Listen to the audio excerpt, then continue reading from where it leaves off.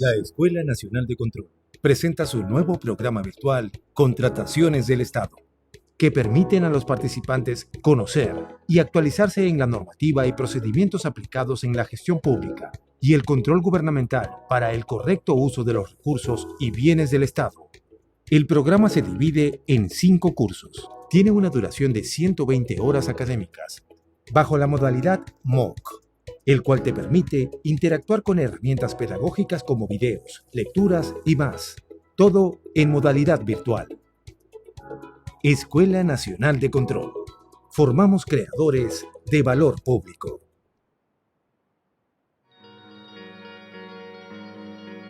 Rosita está destinada a ser una niña feliz.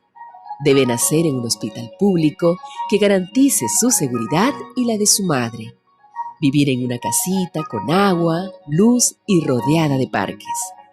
Estudiar en una escuela pública con buenos maestros, con libros de colores que abran su conocimiento, en donde podrá jugar y crecer libre y alcanzar sus sueños. Pero el monstruo de la corrupción pretende interponerse en su camino, y si lo dejamos, ese hospital público nunca se construirá. A su comunidad nunca llegará la luz ni el agua. Nunca jugará en un parque.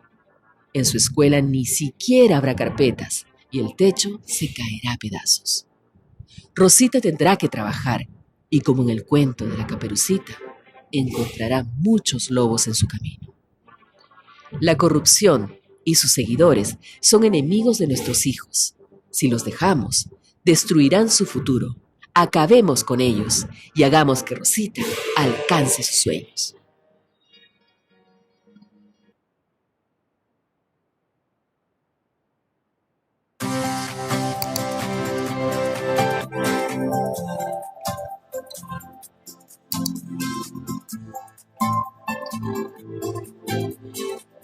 Soy la doctora Patricia Suárez Belloras y me desempeño como subgerente de control del sector salud de la Contraloría General de la República. Actualmente me encuentro cursando la maestría en control gubernamental. La maestría en control gubernamental nos permite tener una amplia red de contactos, así como aprender y compartir experiencias con otros países de la región respecto de las prácticas de control gubernamental. Asimismo, es una gran oportunidad personal de crecimiento profesional.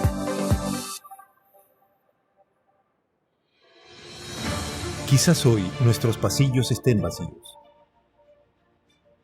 Nuestros libros extrañen ser leídos. Nuestro auditorio, sus grandes conferencias, nuestras aulas, su participación en el aprendizaje. Pero la Escuela Nacional de Control no se detiene. Transformamos nuestra metodología de aprendizaje. Nos adaptamos a esta nueva era digital, con herramientas tecnológicas para la actualización y modernización del Estado. Lanzamos nuestra maestría en Control Gubernamental 2021 en modalidad virtual, con el respaldo de la Contraloría General de la República del Perú y reconocido por la SUNEDU. Implementamos nuestros cursos y programas MOOC, a los que podrán acceder desde cualquier dispositivo móvil, en cualquier parte del mundo, disponible las 24 horas. Capacitamos al Sistema Nacional de Control con una innovadora metodología de enseñanza para fortalecer el proceso de aprendizaje a través de aulas invertidas. Realizamos eventos virtuales de manera constante, realizando un evento virtual por día y transmitiendo conocimientos a los servidores públicos y fiscalizadores, componentes nacionales e internacionales que comparten sus experiencias y conocimientos en la gestión pública. Organizamos mesas de concertación con escuelas del Estado y la red digital con las escuelas de posgrado para la mejora de la calidad de la educación virtual, próximamente a nivel internacional.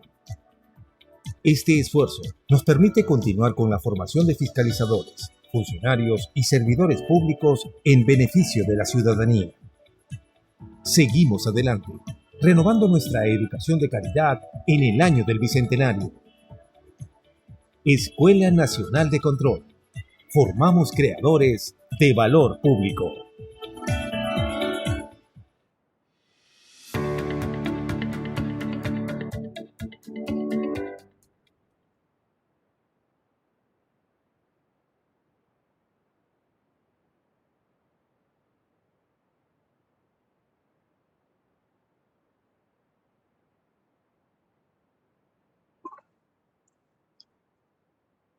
Buenas noches con todos los presentes.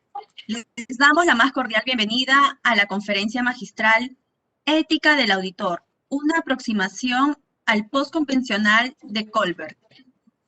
La ética del auditor se encuentra en el espacio de las competencias actitudinales de los auditores. La cadena de valor público es una herramienta fundamental que ayuda a la mejora del servicio público y a la transformación social. La rendición de cuentas y la responsibilidad son los resultados a los que debemos llegar cuando los auditores se aproximan al postconvencional de Colbert. A continuación, palabras de bienvenida a cargo de José Vargas, representante de la Subdirección Administrativa de la Escuela Nacional de Control. Gracias, Gina. Buenas noches a todos. Hoy nos toca presentar a José Antonio Chilet Manco. Él es actualmente gerente regional de control de Madre de Dios. Él es economista, egresado de nuestra maestría de control gubernamental. Tiene amplia experiencia en el sector público, ha trabajado en varios ministerios y en la presidencia del Consejo de Ministros, en los sistemas administrativos de planeamiento y presupuesto, abastecimiento, inversión pública y también control gubernamental, justo el tema que nos toca hoy. Él ha sido docente universitario de la Escuela de Posgrado de ESAN, de la Universidad San Ignacio de Loyola, de la Universidad San Martín de Porras, de la Universidad Federico Villarreal, y actualmente es docente de nuestra Escuela Nacional de Control. Es un gusto para mí, y a nombre del director general de la escuela, señor ingeniero economista Miguel Báez, y del ingeniero Marco Antonio Núñez de Prado, su director administrativo, agradecerle por su presencia y estamos expectantes por su presentación. Buenas noches. Buenas noches, José. Muchas gracias por la presentación. Agradecemos las palabras de José Vargas, representante de la Subdirección Administrativa de la Escuela Nacional de Control. Antes de dar inicio, les informaremos la dinámica de participación. Durante la presentación, el público podrá realizar sus preguntas o consultas en el cuadro de chat o comentarios, las cuales se le hará llegar al ponente para que éstas sean resueltas. El tema, ética del auditor, una aproximación al postconvencional de Colbert, estará a cargo del señor José Antonio Chilet Manco. Adelante, por favor. Muy agradecido. Primero agradecer la convocatoria de nuestra alma mater, la Escuela Nacional de Control, del cual, como bien dice José, soy egresado de la promoción 2018-2. Quiero decir que he pasado por la escuela, hemos tenido los mejores docentes en el tema de control gubernamental, no solamente docentes nacionales, sino también de todos los países que conforman los FS a nivel internacional, del cual me siento muy orgulloso. Bueno, hoy día nos convoca un tema que específicamente tiene que ver con cómo hacemos para luchar contra la corrupción en forma efectiva, ¿no? La ética del auditor es muy importante, pero la ética del auditor es un tema bastante grande, ¿no? O sea, este tema está acotado al postconvencional de Colbert y está, digamos, dirigido a que haciendo nuestro trabajo de control gubernamental, nosotros podamos tener algunas herramientas y algunas dirigir, ¿no?, nuestros esfuerzos a hacer un control más efectivo. Y eso lo vamos a explicar durante esta hora, ¿no? Vamos primero a compartir el documento que vamos a exponer para que ustedes puedan hacer un seguimiento a esta exposición. Bien, en realidad lo que nosotros hacemos en la Contraloría, lo fundamental, es hacemos todo el esfuerzo necesario para intentar reducir la corrupción, ¿no? Yo estoy en el Estado del año 1982 y he visto cómo ha evolucionado, cómo la Contraloría General de la República ha venido evolucionando, digamos así, en las acciones de control para combatir la corrupción, ¿no? En los 80 recuerdo que las auditorías financieras eran lo principal. Bueno, después han venido los informes largos, las auditorías de cumplimiento, ¿no? Hoy día, por ejemplo, la Contraloría, para luchar contra la corrupción está bastante enfocado, ¿no? En el tema de los servicios de control específico, en el control posterior y en el control simultáneo, en el control concurrente, ¿no? Es un binomio que ahora se está dando con el fin de prevenir la corrupción y luego con el servicio de control específico identificar aquellos responsables que han cometido algún hecho irregular y que, bueno, tendrían alguna sanción o podrían tener una sanción administrativa, una sanción civil o una sanción de tipo penal, ¿no? Bueno, en este esfuerzo sabemos también que ahora la Contraloría está dirigiendo sus esfuerzos a realizar auditorías de desempeño, ¿no? Esto es lo que ahora en el futuro, es el futuro de la Contraloría, porque las CFS están dirigiendo en el mundo sus esfuerzos hacia este camino. Bien, como sabemos, pues la corrupción es un problema público que afecta a todos los ciudadanos, ¿no? Pero el gran problema de la corrupción es que desestabiliza las instituciones de un país, ¿no? Y al desestabilizar las instituciones de un país, lo que produce, pues, es que en el largo plazo vamos a perder inversiones, que es lo fundamental en un país para poder crecer, para poder producir, dar empleo, y que el consumo a su vez se crezca para el bienestar de la población. En el largo plazo es un gran problema la corrupción, ¿no? Entonces, lo que nosotros hemos examinado y traemos a esta hora es cómo hacemos para que, digamos así, las instituciones que tienen que ver con el control gubernamental, podamos nosotros detener o disminuir este proceso de corrupción en el país, ¿no?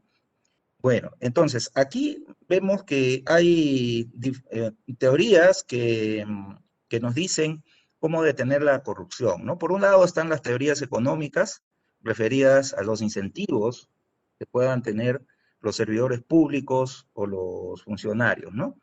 Eso es por un lado. Pero por otro lado, también está el postconvencional de Colbert, que tiene que ver fundamentalmente con examinar la formación ética de los servidores públicos, ¿no? Y los auditores, obviamente, ¿no? Y entonces, el tema es que en nuestro país hay muchas limitaciones, ¿no? En el tema ético. Entonces, el tema también es que las personas que trabajan en el control gubernamental y también aquellos servidores públicos que trabajan en el Estado, no conocen lo que se llama el contrato social y también lo que se denomina la autonomía moral. Entonces, la exposición va a estar concentrada en esos dos aspectos, ¿no? Pero para ello vamos a ir explicando poco a poco de qué se trata, ¿no? Una primera impresión que me llevé cuando investigué acerca del tema de la ética del auditor, son las limitaciones que hay, ¿no? en estos estudios. En realidad, vamos a decir, el sombrero de la ética del auditor está en el desarrollo moral, por el lado de esta teoría, ¿no? La teoría de Colbert. Entonces, yo lo que estoy haciendo es tratar de relacionar este desarrollo moral con el valor público, porque el eslogan de la Escuela Nacional de Control exactamente está referido, ¿no? A la generación de valor público. Y efectivamente encontré un campo donde ambos se unen, ¿no? Y donde se podría trabajar este tema y así poder al final reducir la corrupción. Entonces, la idea fundamental es un cambio de actitud en la ética del auditor y también de los funcionarios y servidores públicos, ¿no? Porque es un tema de conciencia, ¿no? Es un tema de tomar conciencia de que nosotros vivimos en una sociedad, tenemos un contrato social, debemos el respeto del uno al otro, y que adicionalmente cada uno de nosotros podamos tomar, digamos, nuestras propias decisiones con autonomía, sin tener en cuenta, digamos, aquellos malos ejemplos o malas prácticas gubernamentales que, digamos, están a la vista de todos nosotros, ¿no? Y eso también, no solamente lo he estudiado, sino que con mi experiencia, eso es lo que necesita nuestro país, ¿no? O sea, cuando hay alguien que trabaja en una institución pública, lo principal es eso, ¿no? Que uno tenga la autonomía, no solamente, digamos, moral, ¿no? Sino autonomía en sus propias decisiones. O sea, no es que si yo veo que alguien está haciendo una inconducta funcional, yo también la voy a hacer, ¿no? Yo tengo autonomía para hacerlo, ¿no? De eso justamente vamos a hablar esta noche, ¿ya?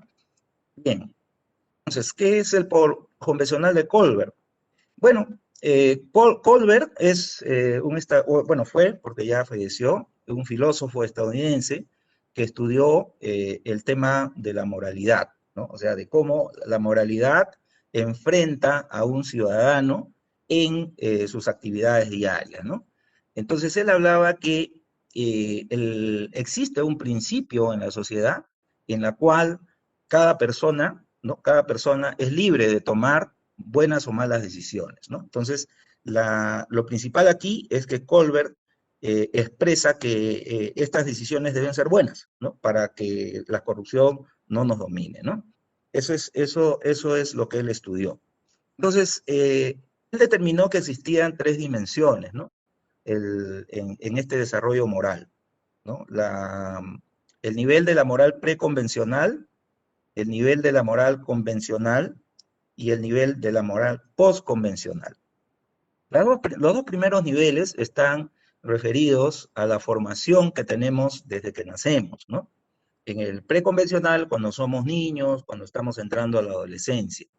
En el convencional, cuando somos jóvenes, ¿no? Y obviamente, ahí estamos hablando de una formación básica, ¿no?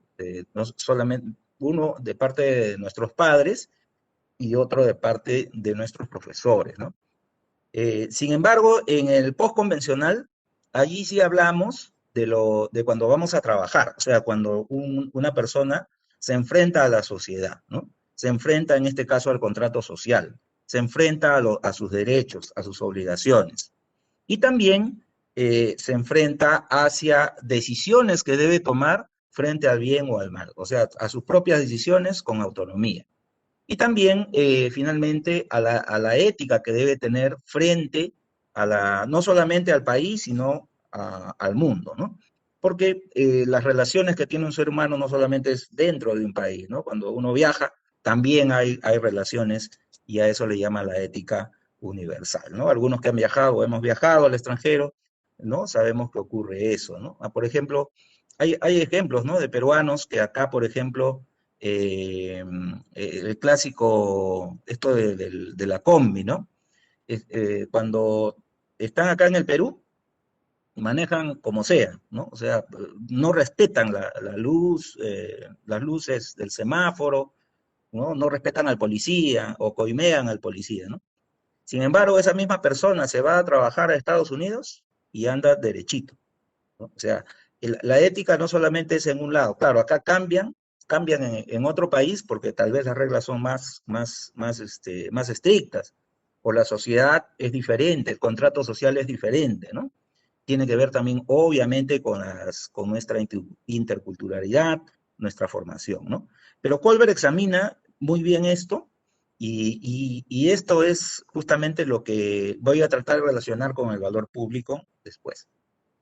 Bueno, ¿a qué se le llama la utilidad, en el postconvencional de Colbert, a qué se le llama la utilidad o derechos previos y el contrato social?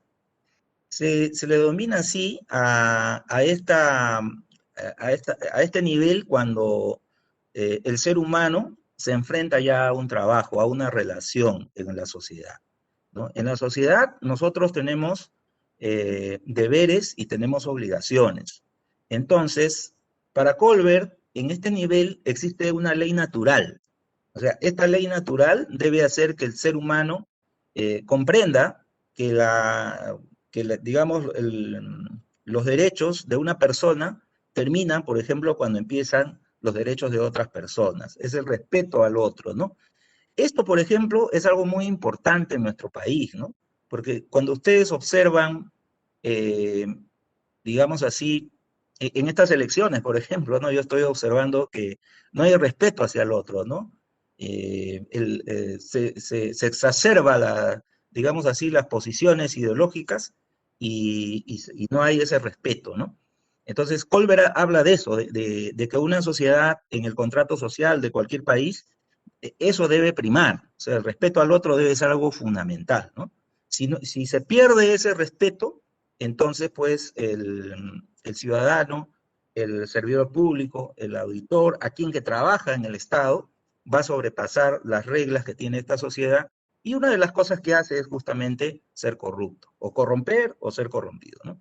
Entonces, esto es algo muy importante, ¿no? Cuando nosotros hablamos de los derechos de las personas, cuando hablamos, también debemos hablar de las obligaciones que tienen las personas, ¿no? No solamente tenemos derechos, sino también obligaciones. Tenemos un contrato social por cumplir, ¿no? Esto es lo que Colbert le denomina la utilidad o derechos previos y el contrato social.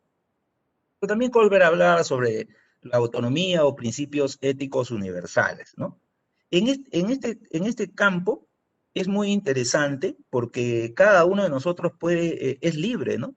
De tomar una decisión, una buena o mala decisión, ¿no? El tema es que a veces cuando estamos en un lugar,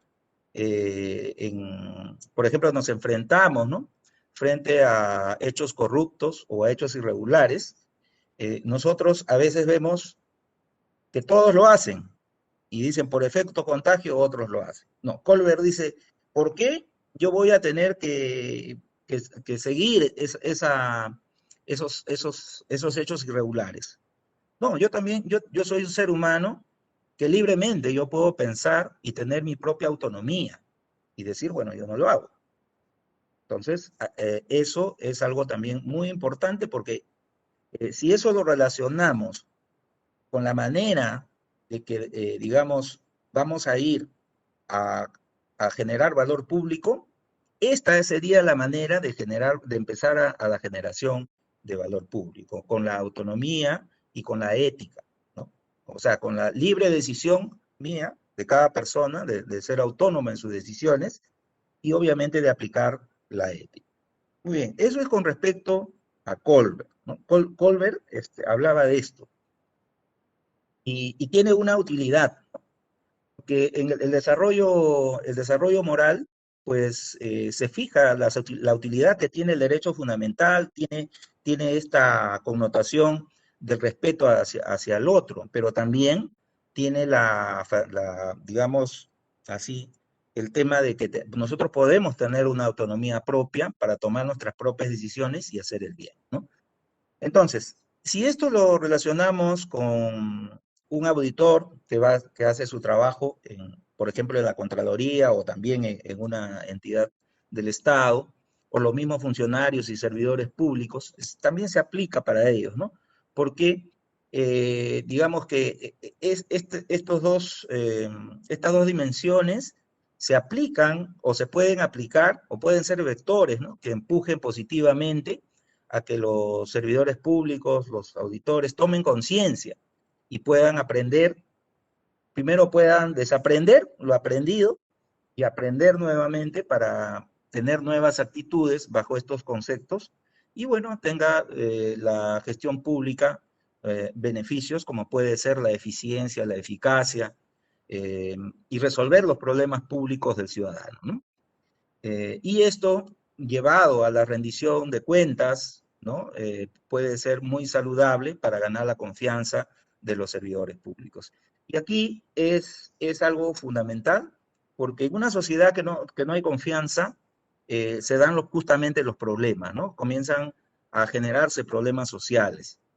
Y la confianza tal vez en el Perú, es lo que más hemos perdido, ¿no? Si nosotros revisamos la estadística, por ejemplo, de la corrupción, sabemos que en nuestro país el año 2019 se ha estimado en una pérdida de 23.000 millones 3.300 millones de soles en un año, ¿no? Entonces la gente está desconfiada. Entonces, ¿cómo recuperamos esa confianza, ¿no? El postconvencional de Colbert nos ayuda a recuperar esa confianza, pero, digamos, tiene esa utilidad, pero hay que ver cómo hacerlo, ¿no? Esa es la investigación. ¿Cómo hacerlo? A través del valor público, ¿no? ¿Qué es el valor público? Bueno, a partir del año 2006 hubieron algunas investigaciones como la de Moore y de Blau, interesantes, ¿no? De cómo se define el valor público, ¿no? Lo definen como las atenciones que se le da al ciudadano, pero ¿cómo se genera un valor si es subjetivo, ¿no? Bueno, se determina a través de satisfacer los deseos de los ciudadanos, ¿no? También se concentran pues en aquellas demandas que el ciudadano requiere, ¿no? Por ejemplo, en nuestro país tenemos mucho espacio para generar valor público porque las brechas sociales son muy amplias. Como ustedes saben, yo acabo de revisar las estadísticas, ya estamos llegando en el ámbito agrario, estamos llegando al 50% de niveles de pobreza debido, o sea, esta situación de pandemia ha empujado la pobreza, ¿no?, hacia arriba. Y a nivel nacional estábamos en promedio en 20%, ahora estamos llegando al 25%, ¿no? O sea, las brechas de infraestructura, las brechas de atención de salud, las brechas educacionales son muy amplias, ¿no? Entonces, el valor público trata de cerrar esas brechas, ¿no? La generación de valor público trata de cerrar esas brechas.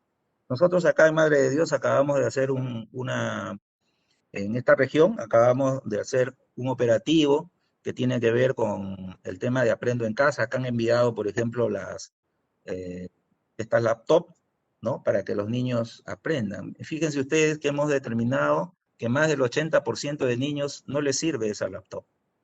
Entonces, la brecha de educación sigue en el país, ¿no?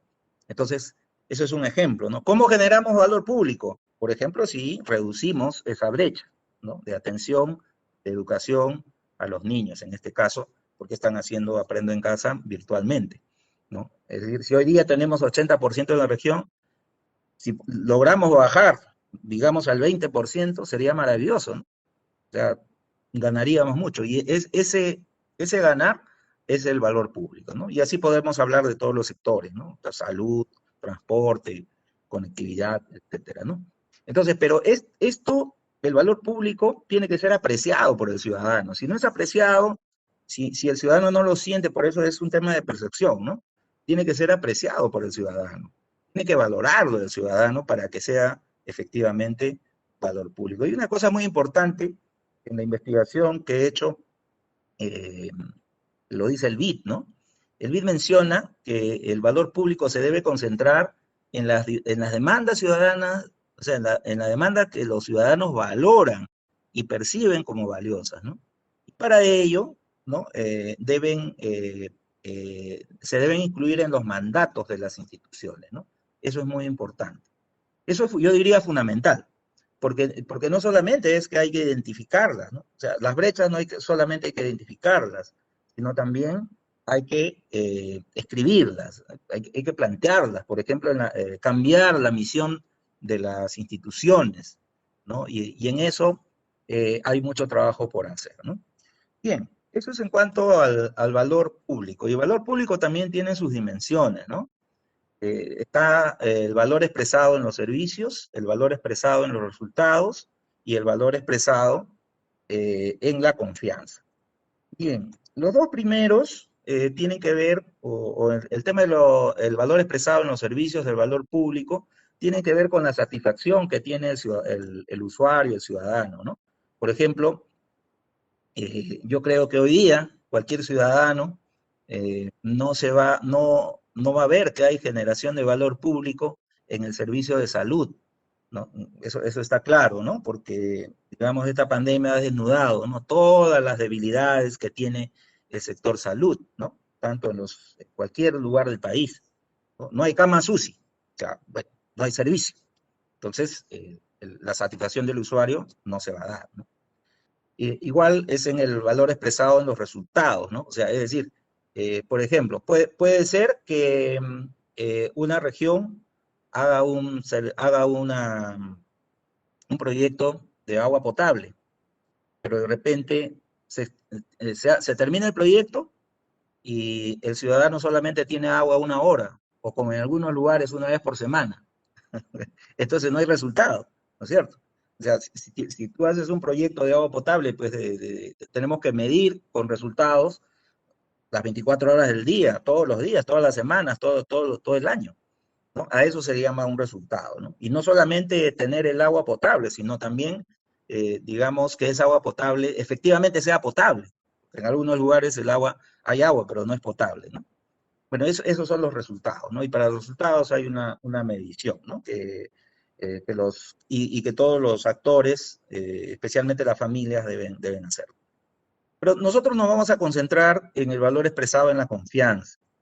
La confianza está pues en el corazón de la relación entre el ciudadano y el Estado. Y eso es lo que está fallando, ¿no? Esta investigación tiene que ver justamente con eso, porque lo que está fallando grandemente en el Estado es eso, ¿no? Esa relación que hay, o esa mala relación que hay entre el ciudadano y el Estado. Por lo tanto, no hay confianza, ¿no? Bueno, esto es muy importante porque tiene que ver mucho, ¿no? Digamos así, con la marcha de la población, ¿no? Tal vez yo diría que, por ejemplo, en las últimas elecciones ha pasado algo que nadie preveía, ¿no? Justamente no hay confianza en el Estado, ¿no? No hay confianza en los gobernantes, ¿no? Bien. Entonces, aquí es muy importante porque una falla en la confianza efectivamente puede destruir el valor público. Ya no hablamos de valor público o de generación de valor público. Tal vez estaríamos hablando en la destrucción de valor público, ¿no? Y bueno, si hay economistas, ustedes saben, los economistas sabemos que sin confianza no hay estabilidad económica, ¿no? Muy bien. Esas son las dimensiones de valor público. Como dije, me voy a concentrar en el valor expresado en la confianza. Muy bien. Para ello vamos a requerir una herramienta como es la cadena de valor público, ¿no? La cadena de valor público es una herramienta que es muy utilizada justamente para hacer mediciones, visualizar los problemas, visualizar dónde el Estado debe actuar, ¿no? Yo voy a ir de frente digamos, al gráfico para un poco determinar dónde es que debemos trabajar en esta cadena de valor público, ¿no? El sector público normalmente está en las 3 primeras, ¿no? Lo que se hacen compras de insumos, se hacen las actividades y se tiene un producto, ¿no? Un producto que puede ser, por ejemplo, una atención médica, ¿no? Pero lo importante de la cadena de valor es que visibiliza si hay resultados, si hay impacto en la población, porque eso es lo más importante, ¿no? Entonces, por ejemplo, la ética del auditor debe estar muy relacionada justamente a hacer esa verificación, ¿no? O el informe que haga un auditor tiene que estar totalmente relacionado a los resultados y al impacto, no solo al producto, ¿no? Sino si la población tiene efectos en la población y si tiene impactos en la población. Ya un poco hablaba yo de que si hay agua potable, por ejemplo, hay un proyecto de agua potable, bueno, eso es un producto, pero si no hay agua todo el día o hay una vez a la semana, entonces no hay un resultado, ¿no? O sea, y menos un impacto en la población. O también, de repente hay agua potable todos los días a toda hora, pero llega contaminada. Entonces, no hay un resultado esperado por la población. Entonces, la cadena de valor es muy importante porque visibiliza, ¿no? Visibiliza, digamos así, toda esta cadena, este proceso, para que el ciudadano podamos nosotros determinar, medir y también hacer nuestras auditorías cuando, digamos así, hacemos nuestros informes, ¿no? Es una de las cosas que está caracterizando, por ejemplo, a la Contraloría en los últimos tiempos, ¿no? O sea, irnos más a los, digamos así, a los servicios de control misional, ¿no? O sea, a dar un resultado a la población y ahí hacer nuestros informes, ¿no? Y esto es muy importante, eso tiene que ver con la ética también, ¿no? Porque esa, digamos, la parte de la autonomía de Colbert, sea, si hablamos de Colbert, esa parte de autonomía, de decir, yo soy libre de decidir dónde hago mi informe o dónde focalizo mi servicio. De repente yo digo, focalizo en los productos, pues, ¿no? Eso no está bien, o es una parte, ¿no? Pero no está bien. Entonces yo debería focalizar más, digamos así, mis informes o mis servicios de control en resultados y en los impactos, ¿no? Sería maravilloso que más nos enfoquemos, ¿no? En los impactos, porque allí están los cambios de las condiciones de la población, allí está el bienestar de la población, ¿no? Y si no se realiza, pues la población no va a estar conforme, no generamos valor público. Uno de los temas, por ejemplo, ¿no?, que se da en nuestro país es en el tema de la infraestructura, ¿no? El otro día estaba revisando, hay cerca de 6.000 proyectos de inversión que están paralizados en el país, pero desde hace muchos años, ¿no? O sea, eso no llega pues ni a producto, no tiene impacto, no tiene resultado y no es un producto terminado, ¿no? Entonces, ¿eso qué genera en la población? Bueno, eso se grafica, eso se puede ver en la cadena de valor que estamos mostrando, ¿no? ¿Qué produce eso en la población? Desconfianza, ¿cierto? ¿Generamos valor? No generamos valor, ¿no? O sea, no se cumple la premisa, el eslogan de la Escuela Nacional de Control, ¿no?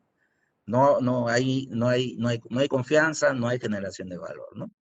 Muy bien. Yo creo que el gráfico sí nos ha ayudado un poco a expresar un poco hacia dónde vamos, ¿no? Es decir, el convencional de Colbert sirve mucho para, digamos, para poder determinar qué es lo que debemos hacer, ¿no?, en nuestra labor, porque la cadena de valor público, ahí se expresa lo que el ciudadano, se puede visualizar, ¿no?, lo que el ciudadano quisiera.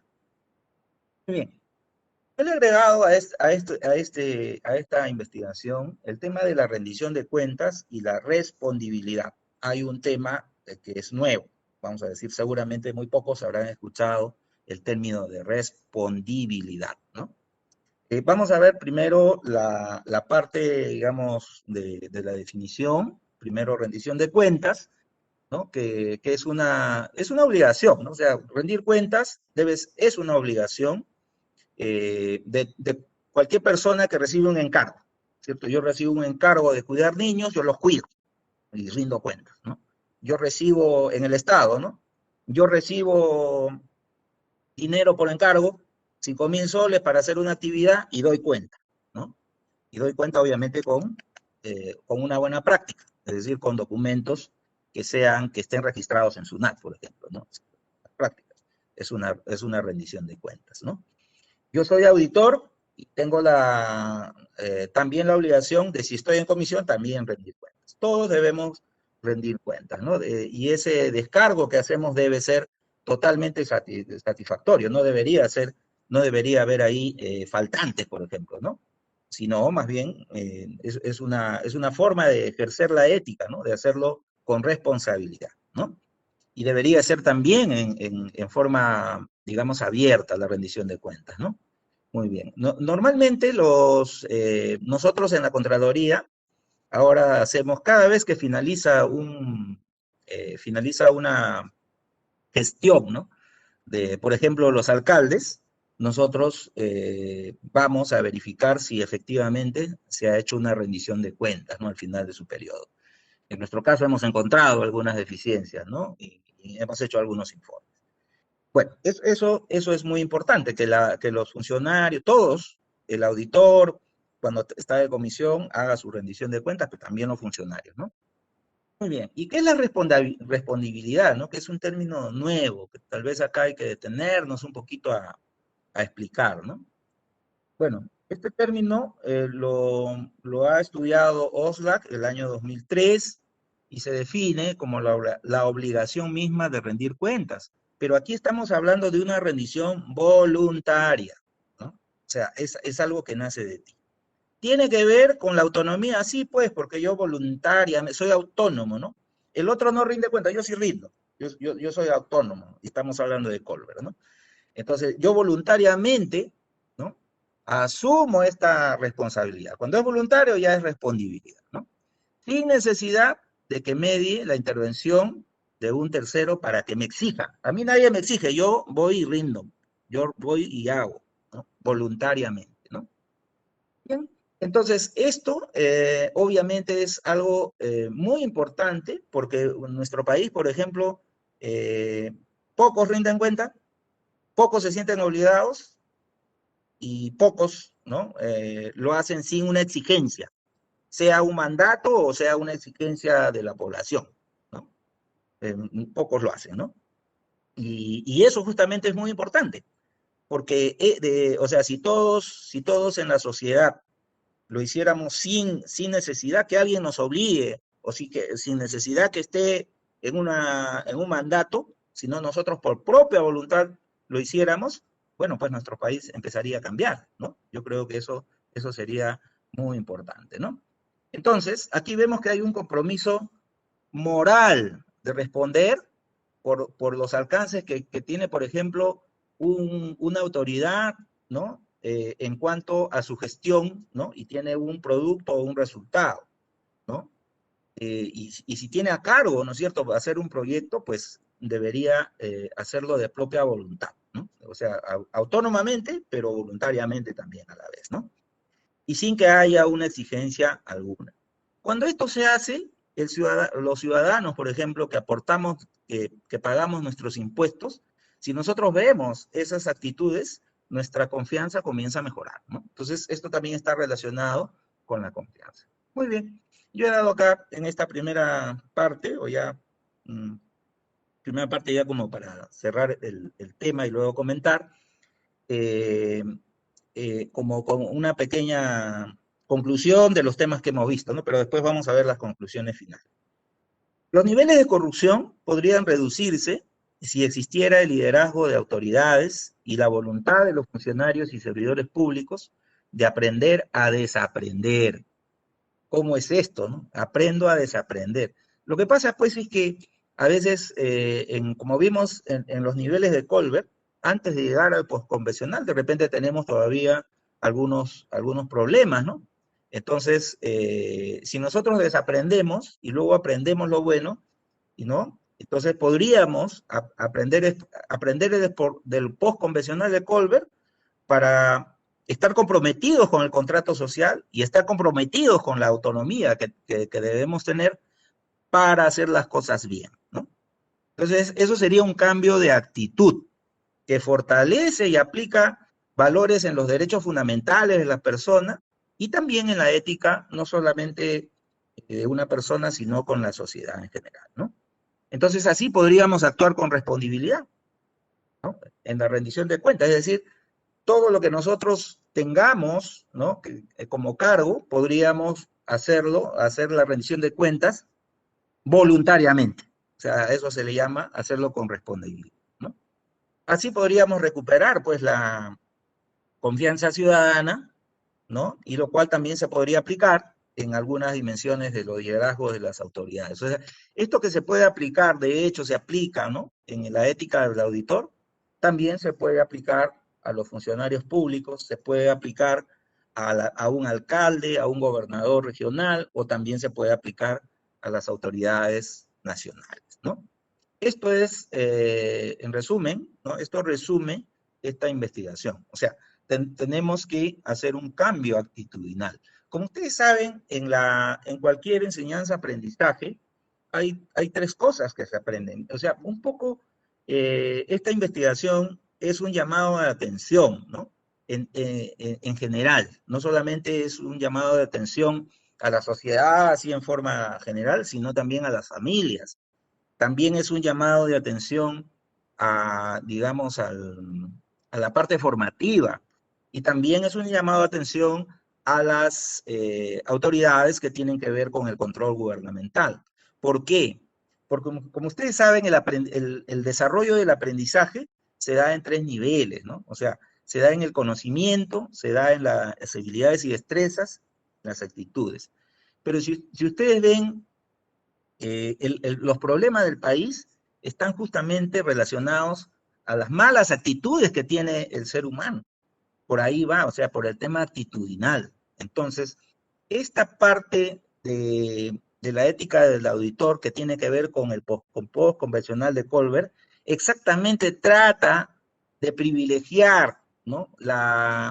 El estudio ¿no? De nuevas actitudes, de nuevos comportamientos, de comportamientos que hagan que la corrupción se reduzca, ¿no? Esa es la idea, ¿no? Es un llamado de atención para estudiar más este tema, porque no está estudiado, digamos, en su verdadera dimensión, y no está insertado, obviamente, como el valor público, no está insertado en los mandatos, ¿no?, del control gubernamental, ¿no? Debería insertarse. Bien, para eso es que se ha desarrollado esta investigación. Bien, finalmente, ¿no?, como conclusiones, podríamos decir que actualmente existe todavía un espacio de trabajo entre el desarrollo moral y el valor público.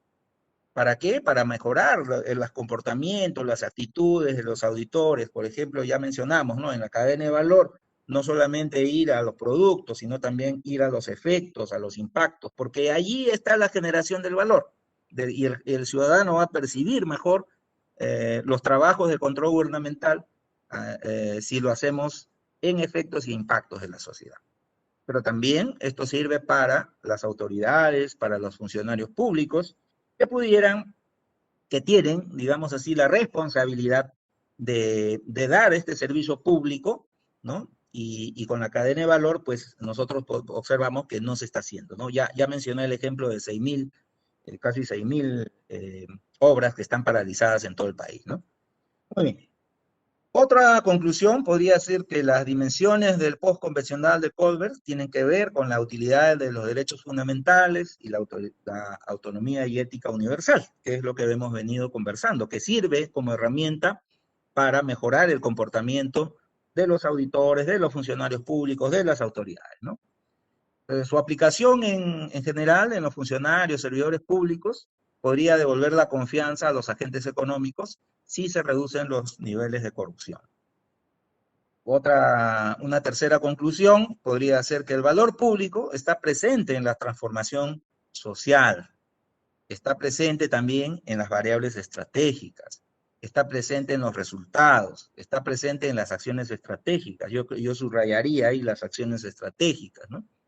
También en el servicio y los procesos y actividades de la cadena de valor público. Es decir, el valor público tiene que estar insertado en cada momento digamos así, del proceso del servicio que se brinda, ¿no? Es decir, por ejemplo, si nosotros planificamos, debería estar insertado en la misión.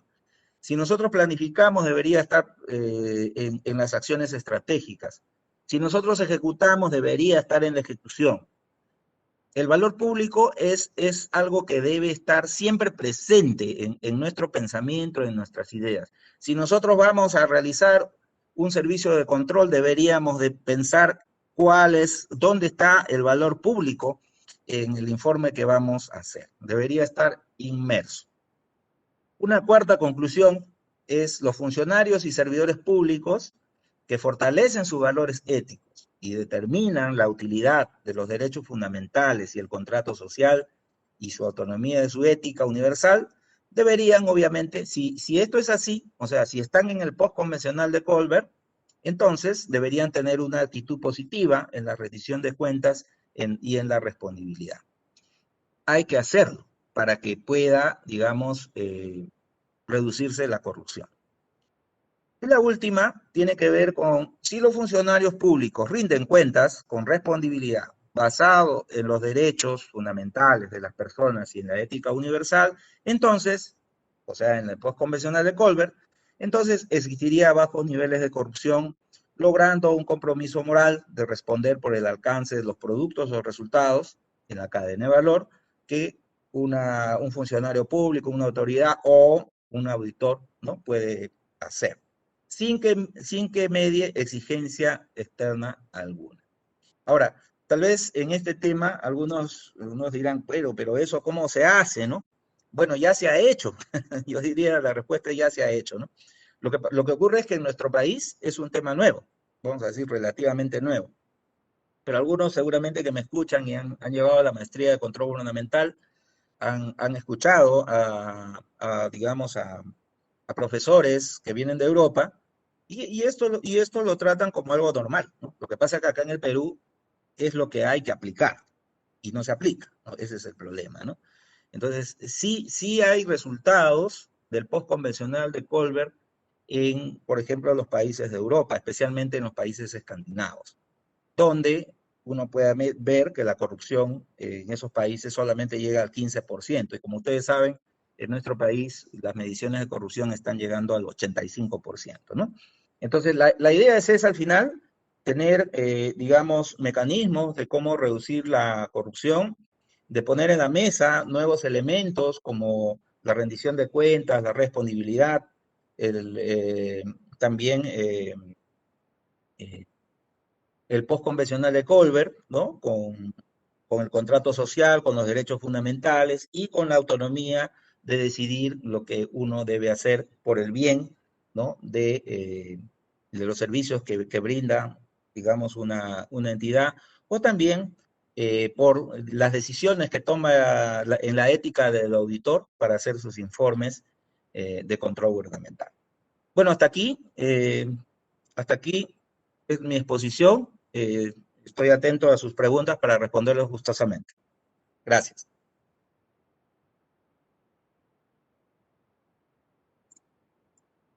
Agradecemos a José Antonio Chilet Manco por esta conferencia y por su interesante participación. A continuación, pasaremos a las preguntas del público. ¿Puede existir reducción de la corrupción sin reducir la práctica de la mentira en la vida diaria de las personas que está acompañada de la convicción de que el fin sí justifica los medios? ¿Respondo uno por uno o al final respondo todas? Puede dar respuesta. Ya. No, obviamente, ¿no? Justamente cuando hablamos del postconvencional de Colbert, estamos hablando de que debemos desaprender para aprender, ¿no? O sea, esas malas prácticas las debemos desaprender. Y eso justamente es lo que yo he observado digamos, ya unos 3 años que estoy haciendo servicios de control en Madre de Dios. Exactamente es lo que menciona, eso es lo que ocurre, ¿no? O sea, existen malas prácticas en los servidores públicos. O sea, ¿cuál vendría a ser la solución ahí? Es desaprender esas malas prácticas para aprender buenas prácticas gubernamentales, ¿no? Por ejemplo, ¿cuáles son?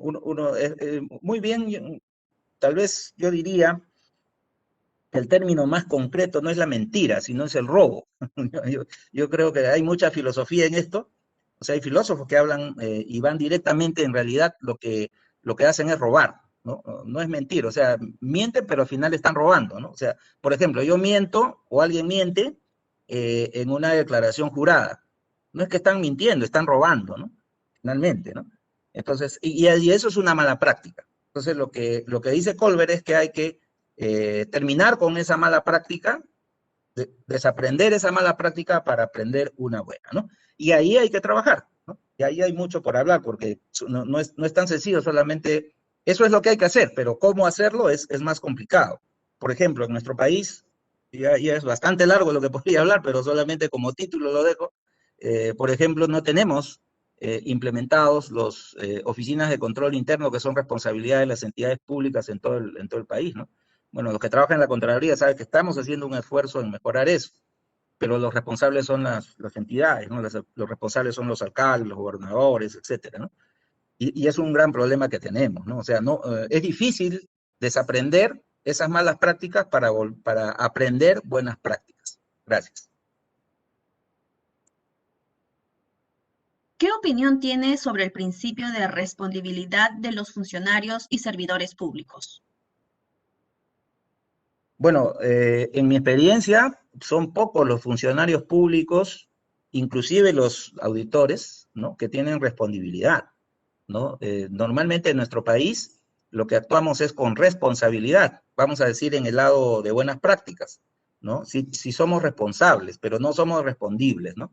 Es un camino todavía que debemos caminar, ¿no? La responsabilidad sí existe, conozco muchas personas responsables, ¿no? Pero no conozco muy pocas personas respondibles, es decir, que rindan cuentas voluntariamente. Son pocos en realidad. Y a esos pocos tal vez en el caminar de mi vida en la administración pública, en la gestión pública, podría decir que ellos pues compondrían esa reserva moral que tiene el país, ¿no? Porque el país sí tiene una reserva moral, ¿no? O sea, siempre hay que ser positivos porque hay una reserva, siempre hay personas que quieren hacer bien las cosas, siempre hay personas honestas en el país, ¿no? Son pocas tal vez, pero hay. Es más, hay estadísticas al respecto, ¿no? O sea, en la corrupción, más o menos, ¿no? un 5% digamos, en el Estado, son totalmente corruptos y no van a dejar la corrupción, ¿no? Y hay más o menos un 80%, 75% más o menos, 75% entran y salen en la corrupción, ¿no? Hacen malas prácticas, buenas prácticas. Pero hay más o menos un 15% en la población que efectivamente, ¿no? Son responsables, ¿no? Son honestos, ¿no? Sí hacen su trabajo. Y algunos siempre me han replicado, en años que vengo diciendo esto, me dicen, no, todo está corrupto, eso es mentira, ¿no? Si todo estuviera corrupto, pues las instituciones no caminarían. Y sí hay instituciones que sí brindan un buen servicio en el país. Yo les voy a decir una nada más que creo que es como buen ejemplo, ¿no? El Banco Central de Reserva. ¿Quién puede decir que el Banco Central de Reserva no ha hecho bien su trabajo en los últimos 20 años? ¿No? Desde el 2001, para ser más específico, ¿no? Ahí hay un buen trabajo que se ha hecho con una metodología que se llama el esquema de metas explícitas, que fue implementada por el doctor Oscar Dancourt y que hasta ahora tenemos estabilidad económica, tenemos estabilidad monetaria, ¿no? Entonces, sí hay, digamos, no solo eficiencia, ¿no? Porque ha sido eficaz y eficiente, ¿no? Esa acción estratégica, ¿no? Sino también que las personas que lo han hecho con honestidad, ¿no? Y sí tenemos esa reserva moral, ¿no? Entonces yo diría que sí, porque sí hay, digamos, una reserva moral en el país y hay que ser muy entusiastas en que esa reserva moral crezca, ¿no? Gracias. ¿Cómo los dilemas éticos inciden en el proceso de toma de decisiones de los auditores? Eso ocurre todos los días en el país. Efectivamente es como un dilema, ¿no? Es como un nodo desde una toma de decisión, ¿no? Por ejemplo, para un auditor, como para cualquier ser humano, ¿no? Pero el auditor también es un ser humano. O sea, el auditor lo que normalmente hace, vamos a decir, siendo honesto, pero no respondible o no es lo mejor que pueda hacer, se acomoda, ¿no? Se acomoda a lo que tiene a la mano, ¿no? O sea, es decir, por ejemplo, bueno, un ejemplo sencillo para que todos lo entiendan, ¿no? Un auditor sabe hacer un arqueo de caja, ¿no es cierto? Un auditor sabe hacer un arqueo de caja. Es fácil, pues. Bueno, tiene un formato y lo llena y ya está, ¿no? Entonces yo decido, ¿no? El auditor decide en su ética, dice, yo decido, o sea, su autonomía como Colbert, ¿no? Mi autonomía es, yo hago este arqueo de caja, porque lo vengo haciendo 20 años, no me voy a equivocar, lo hago, ¿no? Ya, la ética ahí donde está el auditor, donde hoy día no se requiere solo que haga un arqueo de caja, pues. Hoy día, por ejemplo, por dar un ejemplo, en la selva, ¿qué se necesita? Que el auditor pues conozca el problema de la tala de árboles, porque es un problema ambiental, es un problema grande. Las CFS pues nos dicen que debemos actuar en el control externo, no en el control interno, ¿no? Que es algo. Entonces la ética del auditor está ahí, ¿no?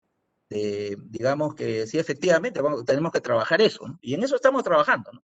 Es decir, bueno, sal de tu zona de confort, ¿no? Eso es un poco la ética, ¿no? Sal de tu zona de confort, tú sabes hacer esto, pero aprendamos a hacer otro tipo de control, ¿no? O sea, vayamos más al control externo, vayamos más a los problemas del país, vayamos más al efecto en la cadena de valor, vayamos más al impacto de la cadena de valor, donde el ciudadano pueda ver el trabajo que realiza una FS, ¿no? O la Contraloría General de la República, ¿no?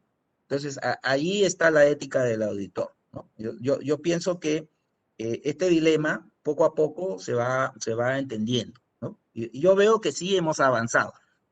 O sea, un tema fundamental para mí desde mi óptica, porque al comienzo había mucha discusión sobre esto, es acerca del acceso a la información y la transparencia que tienen las entidades públicas, ¿no? Y en esto, o tienen la obligación de hacerlo, ¿no? Por ejemplo, acá hay un tema de respondibilidad, ¿no? O sea, la institución, la Contraloría, que hace hoy día, publica todos sus informes. Entonces, al publicar todos sus informes, cualquiera puede saber que, por ejemplo, el auditor José Chilet hizo tal informe. Ah, el auditor José Chilet solamente hace arqueo de caja, ¿no? Solamente se dedica a eso, ¿no? O sea, cualquiera puede saberlo, ¿no? Y eso un poco, vamos a decir, que le da fuerza a que esta zona de confort, ¿no? Poco a poco vayamos saliendo, ¿no? Bueno, sobre esto hay mucho por conversar. Tiene que ver, por ejemplo, también hay motivaciones, ¿no? Hay el tema, en tema ético, tiene que ver también con digamos, con los temas de interrelación, ¿no? De una gerencia, bueno, o donde trabaje, ¿no? Un OSI de repente donde trabaje, ¿no? Pero básicamente yo pienso que sí, ¿no? Los auditores están influenciados por su zona de confort, ¿no? Y lo que hoy deberían, pues, como poner una escalera, ¿no? Voy subiendo de peldaño en peldaño, voy aprendiendo más. Lo más bonito en las profesiones, desde mi punto de vista, es ser auditor, ¿no? Porque el auditor nunca deja de aprender, o sea, y esa es la ética que debe tener el auditor, ¿no? Porque el auditor el auditor puede, qué bonito es, ¿no? Hacer, por ejemplo, informes en educación. Ahora estamos haciendo, por ejemplo, el operativo de las tablets, ¿no? Mañana estamos haciendo el operativo de vacunas en el tema de salud. Pasado mañana estamos en caminos vecinales. ¿Me entienden? O sea, la ética del auditor debería poco a poco, ¿no? Ir en ese camino, ¿no? En el camino de salir, de mirar, de no solo mirar hacia adentro de las instituciones, sino mirar más a la sociedad, hacia afuera, ¿no? Hacia el ciudadano en la cadena de valor. Muchas gracias. ¿Cuál sería la relación entre integridad y el modelo postconvencional? No, tiene mucha relación, muchas gracias. Esa es una magnífica pregunta, ¿no? Exactamente el post-convencional de Colbert, o sea, si tú llegas al post-convencional de Colbert y haces un checklist de lo que debes hacer en el contrato social, es decir, haces tus deberes, tus obligaciones, y llegas a la autonomía libremente, ¿no? Llegas a tomar decisiones libres, buenas decisiones honestas, ¿no? Para hacer, por ejemplo, el auditor, como les digo, ¿no? Ir en ese camino, ¿no? De ir más en la cadena de valor a los efectos, a los impactos, y así generar confianza, generar valor en el valor público, ¿no? Y generar confianza en el ciudadano, ahí estamos hablando, pues, ya de integridad, ¿no? O sea, tiene una estrecha relación, y la pregunta es magnífica, ¿no? Tal vez me faltó cerrar, digamos, el círculo, diciendo que por ahí está la integridad, ¿no? Por el lado de un buen comportamiento de un auditor está la integridad. Pero no solamente del auditor, ¿no? Porque es un ser humano, finalmente lo puede hacer un servidor público, un alcalde, ojalá un alcalde o un gobernador, ¿no? O un ministro, ¿no? Gracias.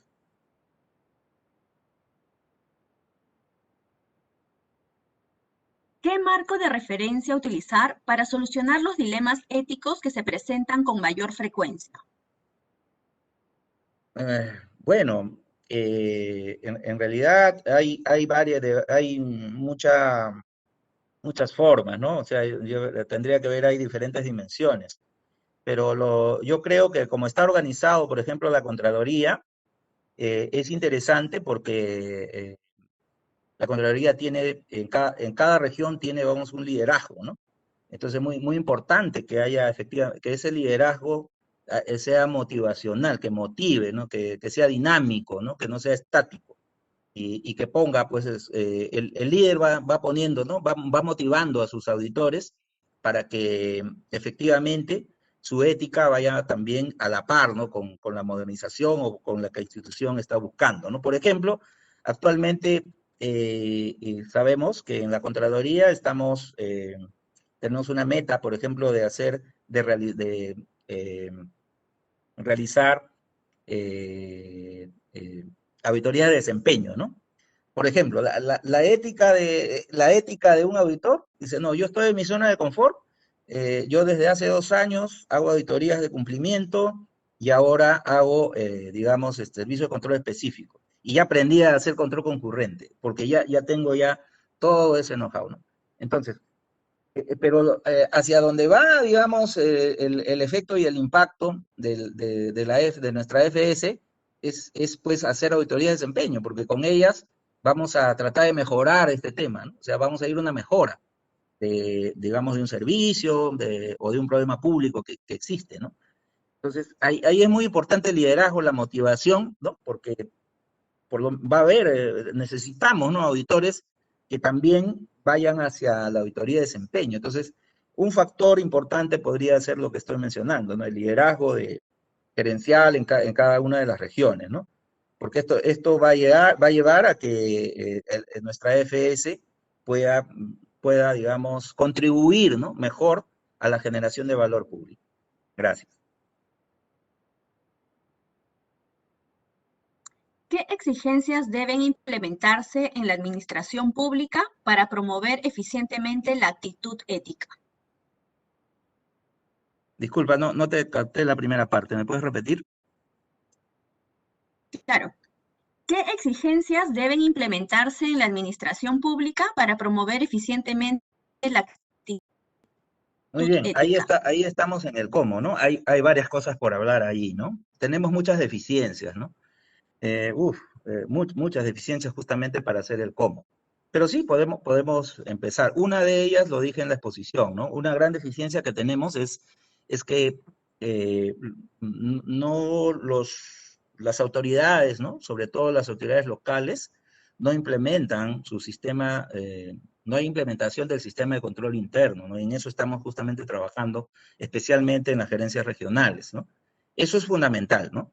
Porque si no tenemos un sistema implementado de control interno, entonces no hay forma, ¿no? No hay una estructura, ¿no? Como para poder trabajar estos temas.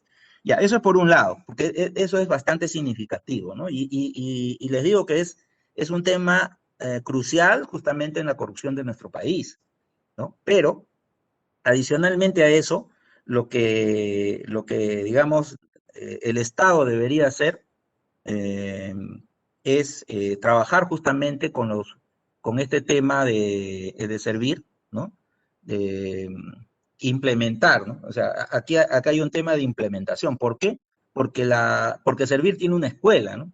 Y la Escuela Nacional, ¿no? De Administración Pública no está haciendo este trabajo, ¿no? De implementar, por ejemplo, el post convencional de Colbert. O sea, ¿cómo la persona va a desaprender sus malas prácticas para aprender buenas prácticas si eso no le enseñan, por ejemplo, en la escuela, ¿no?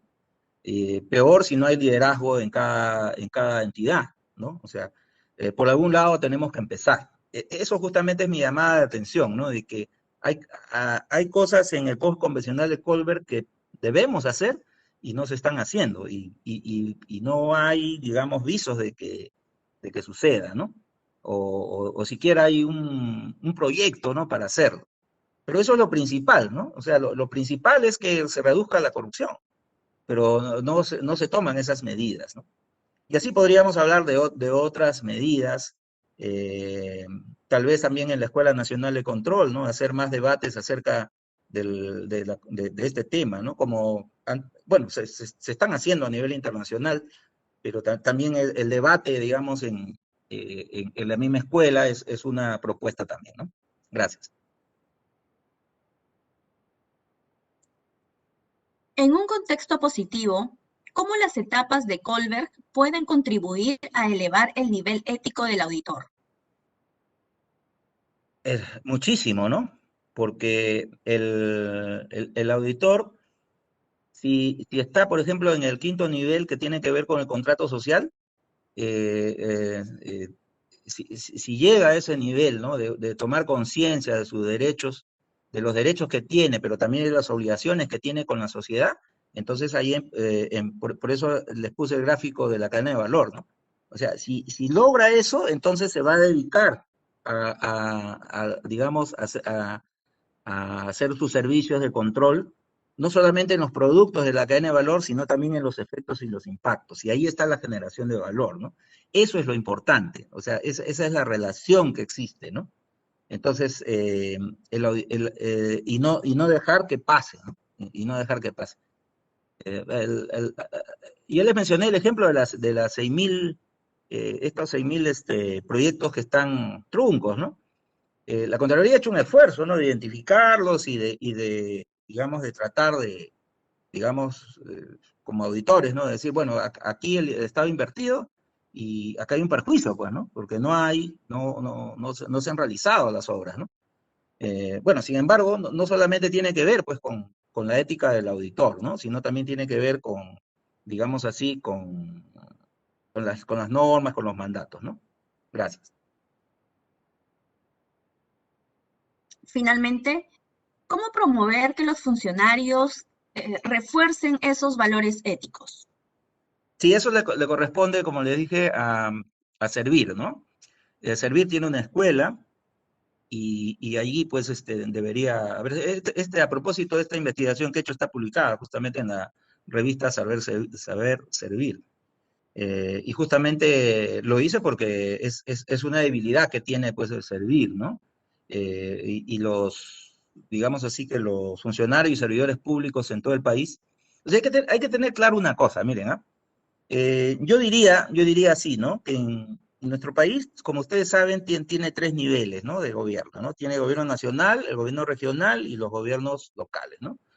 En realidad, cuando nosotros miramos el gobierno nacional, normalmente en general en control gubernamental, ellos tienen, vamos a decir, como que la cosa ya armada, ¿no? Ya estructurada, ¿no? Tienen el control, es más fácil trabajar con ellos porque sí existen mandatos, sí existen directivas, ¿no? Se puede hacer el control más ordenadamente, ¿no? Pero lo que hay que entender bien es que los gobiernos regionales y especialmente los gobiernos locales no tienen las cosas estructuradas, ¿no? Y ese es un gran problema que tenemos cuando, por ejemplo, hacemos una auditoría. Pero miren, si las cosas están así, entonces, cuando me preguntan, ¿qué se debe hacer, no? ¿Qué se debe hacer? Pues estructurarlo, ¿no? Estructurar. Y yo creo que debe haber un gran cambio en Servir, específicamente en la Escuela Nacional de Administración Pública, porque justamente donde más, digamos, donde está el problema es en las regiones, y donde el problema es más grave aún es en los gobiernos locales, en las municipalidades. Pero si ustedes ven los programas que saca Servir, bueno, saca pocos cursos o pocos talleres o poco se habla, ¿no? Del tema de la ética. Y si se habla en Lima, ¿no? O sea, a nivel donde vamos a decir que sí se tiene el mandato, y sí se tiene directivas, ¿no? Y donde no hay, en realidad, pues no se trabaja, ¿no? Entonces, ¿qué hacer? Pues invertir la cosa, ¿no? O sea, llevar a Servir o a la escuela, en este caso la Escuela Nacional de Administración Pública, hacer un gran esfuerzo, ¿no? Para, digamos, que los funcionarios y servidores públicos de los gobiernos regionales y los gobiernos locales conozcan el tema y pues trabajar con ellos, lo que hablaba, ¿no? Desaprender las malas prácticas para aprender las buenas prácticas. Muchas gracias. Queremos agradecer a José Antonio Chilet Manco y felicitarlo por la dedicación y el tiempo ofrecido para el beneficio de los funcionarios y servidores públicos, así como de la ciudadanía en general. Muchas gracias. Gracias a ustedes. Hasta la próxima.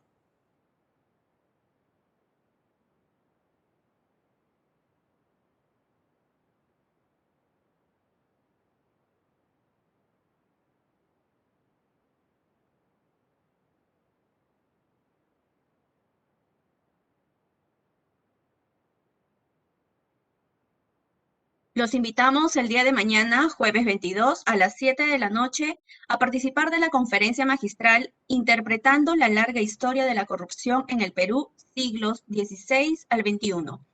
que estará a cargo del ponente Eduardo Luciano Torres Arancibia, doctor en Historia con mención en Estudios Andinos. Se les recuerda que para acceder a las constancias de participación electrónica deben de cumplir con las condiciones de participación. De ser así, estas serán enviadas a los correos electrónicos registrados en un lapso de 25 días hábiles posteriores a la realización del evento. Asimismo, los invitamos a seguir a la Escuela Nacional de Control y a la Contraloría General de la República a través de sus redes sociales y portal web.